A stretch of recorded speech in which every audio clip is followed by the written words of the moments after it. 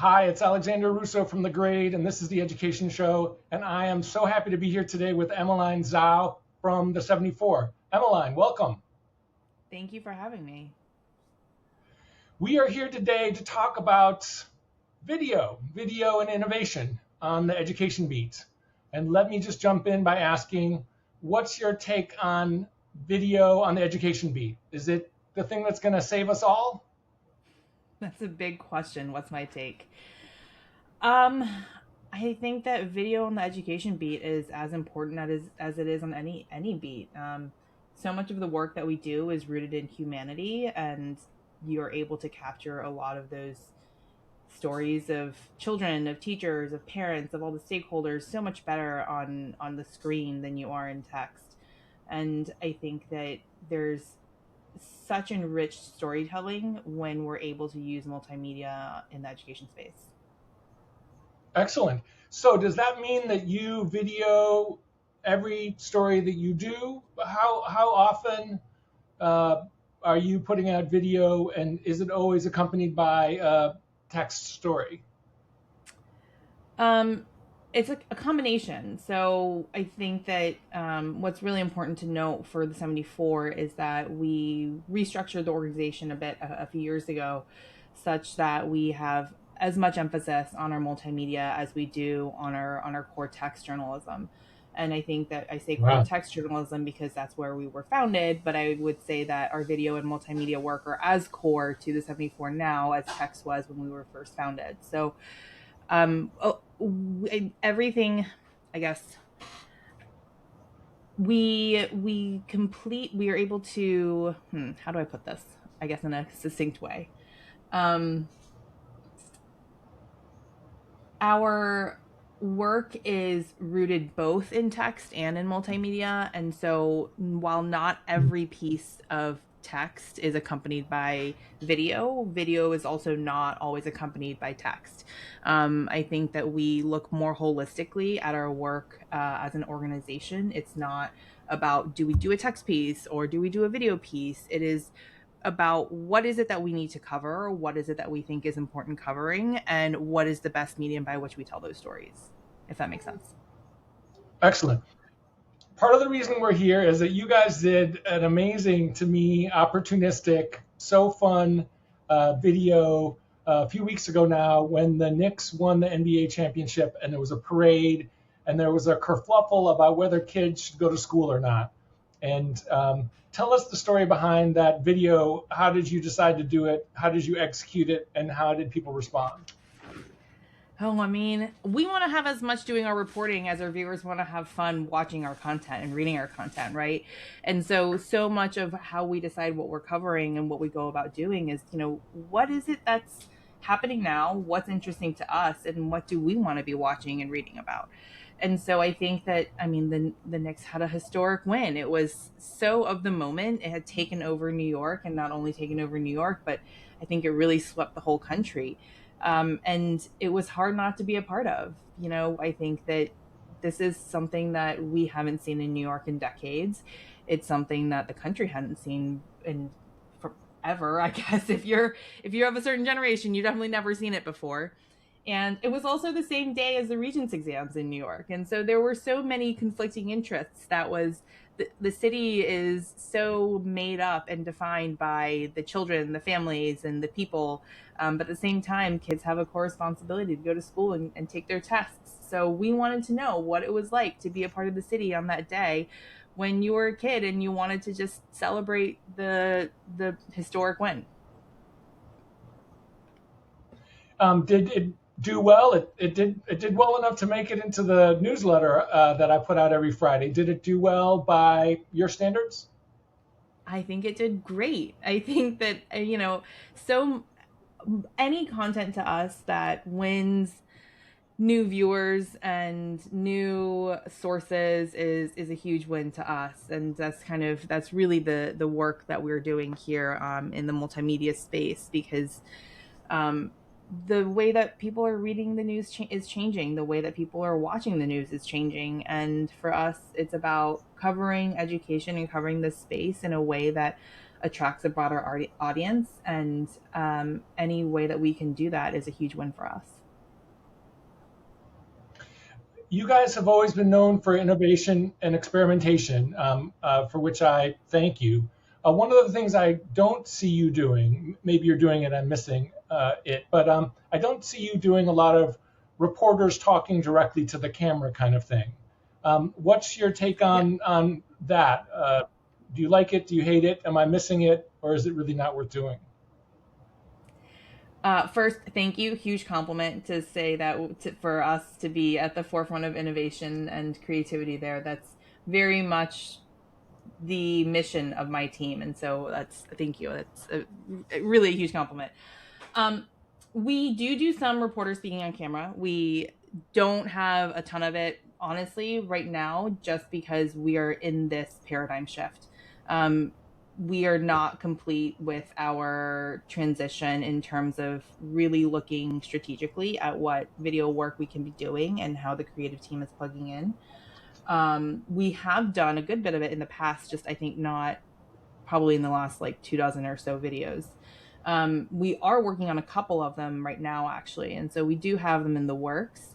It's also just been a matter of bandwidth. We're a small team, and we don't want to just throw somebody on camera without having gone through the training and the strategic planning for that. And so it's really important to us that everybody that actually does work on camera has gone through that media training and has also worked in tandem and at length with our video producer, our digital producer, myself, our art director. And so a lot of different things go into the production of a video for us.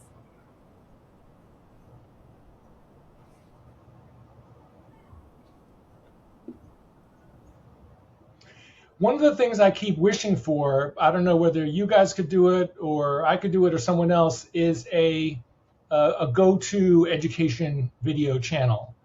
It could be on YouTube, it could be on TikTok, it could be anywhere, I don't care. But I don't have a go-to video channel. Do you have one? Are you guys going to make one? I would say ours is the go-to for now. It's I would argue that we're kind of top of our class right now, not to pat myself on the back, but honestly it's all just a testament to my team. Our digital producer Megan Gallagher, who has really pushed the boundary on our different formats. Jim Fields, who is my video director, who also has just decades of experience. He was the first to get us really thinking differently about social video, even though he comes from a documentary journalism, documentary video background. Eamon Fitzmaurice, our art director, has just really given such breadth and dynamism to all of our work. So, and we just hired a new digital producer as well. So we're really growing that in that space. And I definitely have some hopes and dreams of where we can continue to grow our video work and how we can be even more so at the forefront of education news.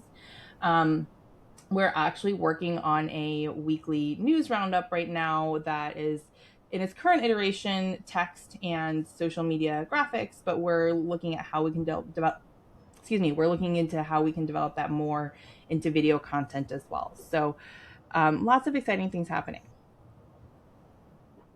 What a great idea. Have you had your most success on YouTube, on TikTok, on Instagram, on Reels? Tell us where to go if we only had one place to go to find your stuff. That's a great question. And it's a tough one to answer because every piece of content, every video performs differently on every platform. And so depends on what kind of a video consumer you are, I guess. So TikTok is the place to go for the shorter form ones. YouTube is the place to go for a little longer form. Instagram is where you want to go if you want a few different types of mediums. So that's where we have the videos and the carousels and a little more moving picture stuff that's in tandem with stills. So I think really if you only are on one platform, pick the one that makes the most sense for you. You mentioned top of class, and I'm just curious, outside of education journalism, outside of our little world, Is there anyone on another beat or just as a general newsroom whose work you particularly admire that's top of class of the whole class? Of the whole class. Um, I think every newsroom is doing something a little different, and that's great. I think that we've learned so many different things and been inspired by so many different methods from the New York Times, the Post, the Wall Street Journal, and even kind of if we're talking a little more social based, like the 19th is doing some great work. I think that there's so much incredible, innovative and creative work happening in the multimedia space out there. There's so much we can learn from each other. And I am of the belief that a high tide raises all ships. So I also hope that there's opportunity for us to all collaborate in some way, shape, or form in the future. But I'm also acutely aware that every newsroom is strapped for resources, especially of a certain size. And I also completely understand that education journalism is a tough space to be in when it comes to that. So we're very fortunate that I'm very fortunate that I have an organization that prioritizes that and that is able to support us in that way. I think we're all fortunate for that. You mentioned the word collaboration, and you're going to kill me for doing this, Emmeline, but I'm going to do it anyway. Can we collaborate a little bit right now on the video that we are right here, recording? I talked to journalists, mostly journalists, some educators. You didn't tell me? I did not tell you. I didn't think of it till just now, but you said the word collaborate, and I thought, oh. So I do a one-to-one interview. I learn a lot from it, but it's a pretty static setup, right? Just two people talking. And, we cut social videos when people say interesting things, and that helps. If you were going to give some on-the-spot, just a stranger walking by feedback or ideas for a one-on-one interview video, what would you think about? So, for starters, I would commend you for recording video for podcasts to begin with, because audio is excellent, but there's so much more that even just seeing somebody speak that can add to your experience and of what you're learning from that conversation. So you're already a little ahead of the curve on that front. I do think that there's other things that, if we wanted to talk, I can talk way more now about the state of the news media and why we're focusing on social media and why we're focusing on video journalism. But that would require me, and I think I would better explain it to you if I could show you some charts and some results of surveys that explain the fact that young people under the age of 29 use TikTok as their primary source of news. And so how are we meeting those people in that way? But then there's this really beautiful and kind of sad for people of a certain generation. There's a descending graph for the age groups that are using social media versus traditional news media as primary sources of news. I think if we wanted to include some of our existing video work in this, you can cut to, and we can definitely share more of that next video. And depending on when you publish this, you're talking about. Sorry to interrupt. So you're talking about screen share. You're talking about screen sharing or putting up examples above our heads as we talk. Well, you can cut me out, and just go to a full screen of some other videos and some, treat it like B-roll. And I'm Italian. I need to see people. I need to talk to people. But I do like the idea of adding visual to the conversation. Mandy McLaren? Do you know Mandy? Yeah, I know. What she used to do was she would put, Mandy used to green screen her story behind her. And then she would be the little face in the corner talking about the story. She went on TikTok. She thought she was going to find kids on TikTok. She ended up finding young parents. But her format and her way of making it visually interesting, she wasn't interviewing anybody. She was just talking to the camera, was to put stories behind her and just be that little voice in the corner. I guess we could do that kind of thing, but I'm not going to get rid of the faces. I like the faces. In a perfect Alexander world, the New York Times interview show, The Daily, right? They're talking to reporters every day. Why isn't that on video? They did Natasha Singer a couple weeks ago, and I said, Natasha, please tell me that you were on camera. And they said, nope, not yet. Yeah, I think that there You mentioned, definitely I think that there are definitely different strategies out there. Sometimes video isn't always the best medium, and we should definitely embrace that as well. You know, I think that just because we have these tools available to us doesn't necessarily mean that we have to do them all. And I do think that the yeah. best multimedia presentations of things and the best packaging of stories are the ones that know how to best utilize the different tools that are available to them. Um, you mentioned Jim and Megan, and I know you've got a team. I did not know about the rethinking or the rebalancing. But that's fascinating. Um, is there a success story you can tell us about where you guys decided to do video with or without a text story, and it just did really well? Can you tell us a success story? Um, I think that the one thing that is most salient right now is our Bright Spots series. If you're not familiar, Chad Alderman, who's I am. the reporter on the piece, did a huge data analysis along with Eamon, our art and technology director. They just dove through just troves and troves and troves of data to recognize and identify schools and districts across the country that were succeeding in teaching children from lower income families how to read. And the resulting package was an interactive map that shows you every single school and how well they're doing, and you can sort through it by state and look at the different districts. And we've really started to this is an ongoing project, and so from the data visualization to the data analysis to now we're starting to develop a whole series of 20 videos over the course of the next 6 months or so that we're going to be spotlighting Wow. different schools and those different success stories. There's not a single person on my team that hasn't touched this project and are continuing to work through it. So, highly recommend keeping Excellent. an eye out for that. That's excellent. Though I recently had the chance to ask Chad about his feelings about video, and he said he's against it. So don't try to get him on camera, or at least be prepared for him to be recalcitrant. You know, I've known Chad for a very, very long time, and I respect his wishes. He is very much an introvert that likes to stand behind his work and not in front of it. And I respect that about him, and I will continue to respect that about how he likes to work. I got a couple more questions for you. Thanks so much for talking about this, and we'll be sure to include links to everything we've talked about in the introduction when it comes out. Um, it would be it would be dumb, for lack of a better word, to just think of video as the only form of innovation that's out there. Can you talk a little bit about non-video innovation in at the 74 or in journalism in general? Because sometimes I feel like I get on this video thing and I forget that there are other things that qualify as innovative. Yeah, it's tough. It's tough when I think the stat is that over 80% of internet traffic, I think, comes from videos. It's really challenging now. And so you're trying to figure out what people are consuming, how they're consuming it, and why they're consuming that information, right?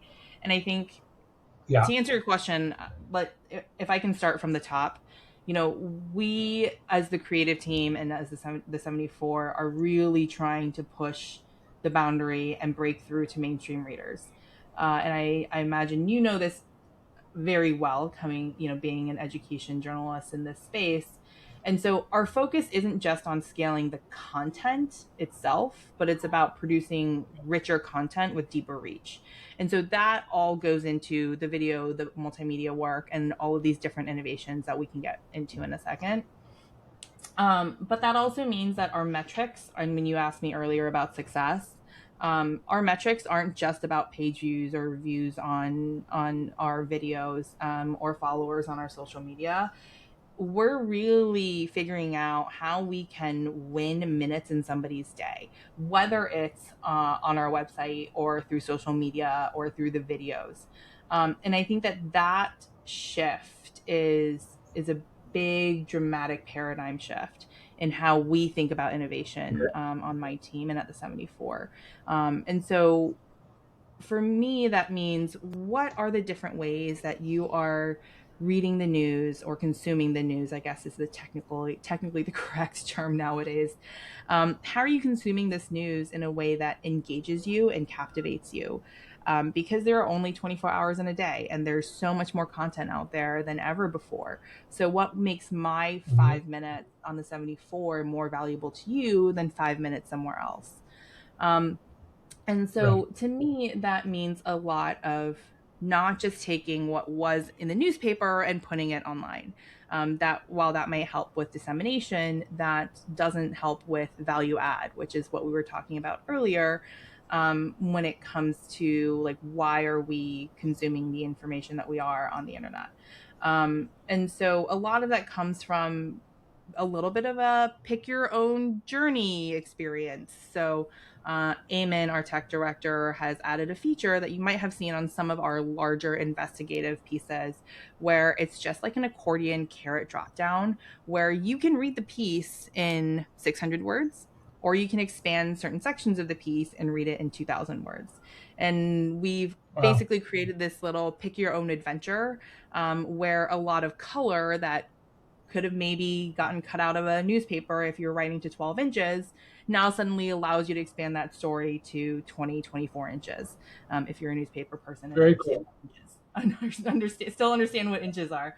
um, and we're also introducing so much, like I said about the bright spots piece, so much of this interactive work that is not just a moving graphic, right? I think that there's a lot of graphic work out there that is animated just for sake of animation, but we're thinking really hard about where are you actually adding value to the experience?